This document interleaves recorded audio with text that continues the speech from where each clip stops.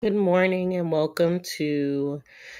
So we are working on the name, but welcome to Faceless Podcast. We are going to stick with the name until we count the votes from the contest on what the new name will be. But for now, welcome to the Faceless Podcast. I know it says something else in the um, profile, but we'll work on that. So thank you for coming. I know it's early, so a lot of you are probably not even up at this time. But I do want to say good morning. And this has been on my heart for a little while. I don't know if there's like teenagers or young women that are on the platform or not. I'm not too sure. But I do want to talk about hygiene because I think it's something very taboo. I did not grow up with my mom, and with me not growing up with her, I had to learn a lot of stuff from my GYNs and women in my life and things like that. And some things worked, and some things did not work. Okay, so I want to give you three things and an extra bonus thing. And we're talking about personal hygiene. We're talking about vaginal hygiene. All of the good things. So we're going into those specific things. Just as a PSA for anyone listening. Um, I would say the first things first when it comes to hygiene, right? You want to be clean and you want to be fresh. Now, for me, as a first go round, anytime I take a shower, I always use Dial soap. Now, most people may think it's too harsh for their skin. It has a lot of chemicals, but for me, it works perfectly. I usually start with a Dial soap with the African net sponge, and then I go back with like my Smell Good goodies or even like a Casto soap base soap for my body. For face, I would say definitely get you a consistent skincare regimen.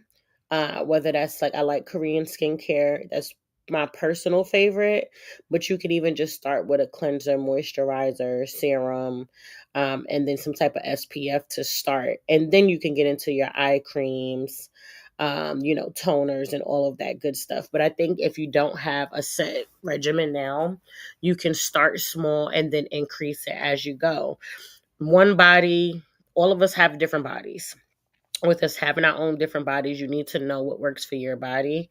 I used to hear from older women about douching and, like water bottles for like when you have your flow and things like that. And that a lot of that stuff didn't work for me personally. So that's why I'm kind of going into this hygiene thing because I think it is an important conversation to have amongst women and to women, especially if there are teenagers or younger women on this platform. I also would say, get you a multivitamin daily. That helps with hygiene and also get you a probiotic. For women specifically, it works well with our gut as well as our pH level, which can be thrown off by anything, whether it's detergent, food, too much sweets, too much bread. Anything can affect the pH level. In order for you to stay within the range you need to be, taking a probiotic twice a day. Can help, right? I've also heard great things about like black seed oil of oregano, using those together with the two probiotics. And I'm drinking a lot of water to flush your system. Black seed oil and oil of oregano are two amazing oils that help kind of purge your body. And oil of oregano is very strong and potent. So, of course, ask your doctor before you are taking my advice on these things. These are things that I've used that's worked for me. Doesn't mean it'll work for you, but you do want to make sure that your insides is just as good as your outside, right? So as far as going back to hygiene, I always say like when it comes to your private areas, do not wash it with like scented soap.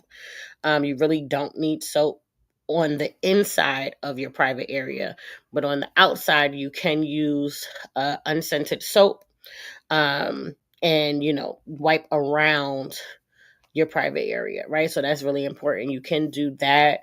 That usually works. And also taking a bath in baking soda and apple cider vinegar when you need that refresh. Like I said, this has worked for me and been suggested to me by, OBGYNs and, people that I've trusted in the past to kind of tell me as a young lady what I need to do for myself. Another thing that definitely comes to mind is you can use a body deodorant. and using a clinically strong deodorant. If you are a woman that eats a lot of meats or a lot of heavy foods like garlic, onions, things like that, it is gonna come through your pores. Just like fish, it also comes through your pores. So always be mindful about what you're eating and things like that. Because even if you have the greatest hygiene, that stuff does come through your pores. So you do want to be mindful of that. All right. So we're gonna talk about oral health. Brushing your teeth twice a day, making sure you floss. You need mouthwash.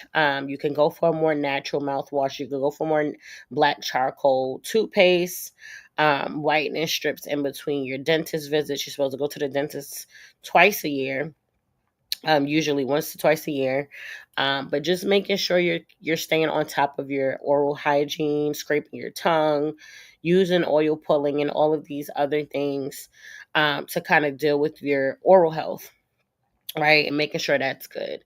When it comes to like types of lotions you want to use, I opt for oils and body gels, and I get one from Amazon for like, I think it's like $3 or something. And I use that. It's like a body gel type of situation. It's in a brown container.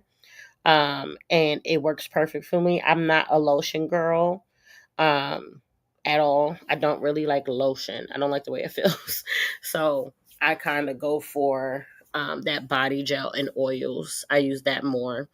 Of course, in the shower, cleaning out your nails, soaking your feet, making sure your body from head to toe is clean, using that African net sponge, which is the best sponge I've ever used. And some people dry brush as well to kind of get that dead skin off of your skin um, before showers. I don't swear by it, but the African net sponge I do. So I'm trying to think of anything else that I can think of. Of course, cotton underwear is always going to be your best friend. Shaving, trimming your, body hairs, whether that's under the arms or any other part. Um, Making sure you have those wipes and things like that for when you use the restroom, and just keeping, a little spray and things like that. Use it, changing your pads when it's that time of the month. I would say I change it a lot. So probably like 4 to 5 times a day if you wear pads. I do not wear tampons, but they're supposed to last longer than pads. So that's also something to think about. Let me think. Cleaning your ears, behind your ears, inside your ears. Um, just making sure you use, taking care of your hair, washing your hair. Now with black hair, we don't have to wash it often, but at least I would say once to twice a month should be enough. If you have a protective styling, obviously you can't wash it as often, but still making sure that scalp is clean. Get you a nice clarifying shampoo, a conditioning conditioner, and even a leave-in conditioner if in an oil that you can find, and a cream. Those are some of the things that I know over the year that has helped me. It took me a long time to get this regimen down packed and also to know my own body, right? Essentially, and to know what works for me. So some of these things may work for you and some of these things may not. But I know with the probiotics and the black seed oil and the oil of oregano, that has been the most helpful thing for me when it came to like kind of purging my body and just making sure um my gut and your pH is where it needs to be. So I would definitely say with that, like I said, ask your doctor, keep your doctor on speed dial to make sure that this is safe for you. But it is really helpful to have those things on standby. So just a recap: African nut sponge, get you some type of antibacterial soap for your shower, get you a skincare regimen, a oral hygiene regimen, a hair regimen, and take the time to learn your body. Do not put any fragrance inside your private area or even around because it is so sensitive. Um, Some people swear by Dove. I don't like Dove necessarily, but it may work for you. So just make sure you have these regimens to take care of your body. Make sure that you are um, keeping track of what works for you and what doesn't work. With skincare, sometimes less is more, and keeping that in mind. But always having that SPS, even if you are a woman of color, get that SPF, girl. It'll protect you in the future and in the present. All right. So I just wanted to come on and do this. This has been on my heart for actually a couple of weeks, to do a hygiene video specifically with hygiene, because I just feel like it's a conversation that can be taboo in some households, and some generations didn't really talk about hygiene. They didn't talk about this. Some people do, but some cultures don't. And I just thought that this would be a good way for anyone that's just looking to have that regimen and to get advice from someone else on what could work for them. So I definitely believe in doing your research and finding what works for you and your body, because your body is a temple, and you just want to make sure that with it being a temple, that you take care of the temple that God has given you. Very important. Um, yeah, so that's what I came on to talk about today. I love y'all. I'm so grateful for y'all for rocking out, with the Faceless podcast for so many years and just truly showing up, um, as someone who supports us, whether we're anonymous and amplified or we're Faceless podcasts. I know I'm not as consistent on the platform, but I am working on it. So I hope to have some contests this year, have some new guests on the show, and also take live questions on the show as well to give advice to my sisters and maybe even my brothers that may check out the page. So love y'all so much. It is Lisby over and out. And I look forward to truly seeing you guys soon. All right.